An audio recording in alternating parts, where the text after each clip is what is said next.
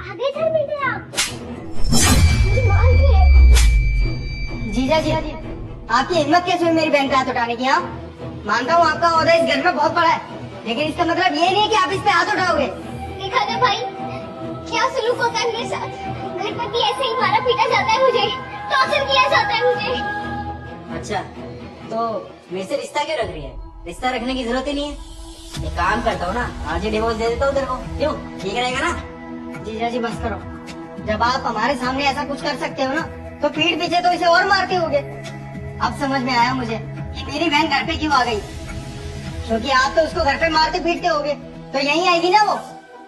हद हो गई आपकी, एक तो मेरी बहन को मारते पीटते हो और ऊपर से कह रहे हो कि इसे डिवोर्स दे दूंगा। बहुत अच्छी बात है। अरे एक बार अपनी बहन से पूछो तो सही, क्या कर्म करके आई है? क्या बात है बहन, बताना मुझे। इसकी चुप्पी सब कुछ बता रही है, मैं बताता हूँ ना आपको। अरे इसने मेरी माँ को जलील करके घर से बाहर निकाल दिया। सारा, माँ कहाँ है? पूरे घर में ढूंढने कहीं नहीं मिली। हरिद्वार गई हुई है, उन्होंने तुम्हें बताया नहीं? हरिद्वार गई है? अरे तुमने ऐसे जाने क्यों दिया उन्हें? सारा, माँ के पास कोई फोन भी नहीं है, कैसे कांटेक्ट करूँगा मैं? हाँ, पर अगर माँ जिद कर रही थी हरिद्वार की तो मुझे कॉल कर लेती, मैं किसी जानकार की बस में भिजवा देता उन्हें। अब अगर माँ को कुछ हो गया तो क्या करेंगे, कैसे कांटेक्ट करेंगे यार उनसे? तुम ऐसी टेंशन लेना जैसे वो अपनी बच्ची है, खो जाएंगी।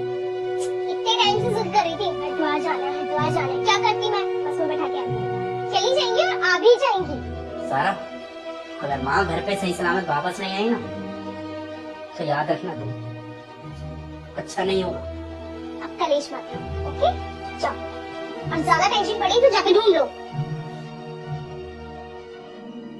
पता है सुशाल, मेरी माँ सड़क के किनारे पे बैठी हुई मिली, बेचारी बैठ के रो रही थी।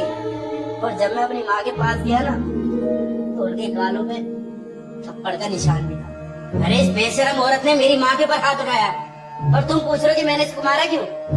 ये जीजा जी क्या बोल रहे हैं, सच है क्या ये? भाई, इस इंसान को ना अपनी माँ की गलती नजर ही नहीं आती। आपको पता है, एक मुझे पार्टी में जाना था और इसकी माँ ने मुझे लेक्चर देना स्टार्ट कर दिया। इरिटेट हो गई थी मैं, क्या करती? मैं उन्हें खुद नहीं मारना चाहती थी, लेकिन अब जाने अनजाने में उठ गया हाल। लेकिन इस इंसान को तो अपनी माँ की गलती दिखती ही नहीं है, हमेशा मेरी गलती दिखती है। सारा, मम्मी पापा ने ऐसे संस्कार दिए थे क्या? तू अपनी माँ जैसी सास को थप्पड़ कैसे मार सकती है? आज मुझे शर्म आ रही है तुझे अपनी बहन बोलते हुए भी। अगर मम्मी पापा आज घर पे होते ना, तो उनका सर शर्म से झुक जाता। भाई तू पागल हो गया है क्या? अपनी बहन की तरफदारी करने की जगह तू अपने जीजा की साइड ले रहा है। अरे जिस औरत ने तेरे को अपनी बेटी की तरह अपने घर पे रखा, इतना प्यार दिया, तूने उसी के ऊपर हाथ उठाया। हाँ, उसको घर से बाहर निकाल दिया तूने। मेरी माँ को तेरे से कोई लालच नहीं था, वो तेरे से प्यार करती थी, लेकिन उस घर में उनका रहना तेरे को पसंद नहीं था ना, इसलिए तूने उनको घर से बाहर निकाल दिया। अरे शर्म आ रही है आज मुझे अपनी पसंद पर, जो मैंने तुझ जैसी लड़की से शादी करी। अगर मैं तुम्हारी माँ के ऊपर हाथ उठाऊं तो तुम्हें कैसा लगेगा? बुरा लगेगा ना? आएगा ना तुम्हें भी गुस्सा? सेम वैसे इसने मेरी माँ के साथ। तो बताओ क्या करना चाहिए इसके साथ? मैं तो हमेशा तुम्हारी फैमिली को ना अपनी फैमिली मानता था, लेकिन शायद तो मेरे परिवार को अपना परिवार नहीं मानती। तुम्हारी फैमिली में दुख हो सुख हो हमेशा साथ खड़ा रहता था मैं, कभी भी किसी चीज की कमी नहीं होने देता था।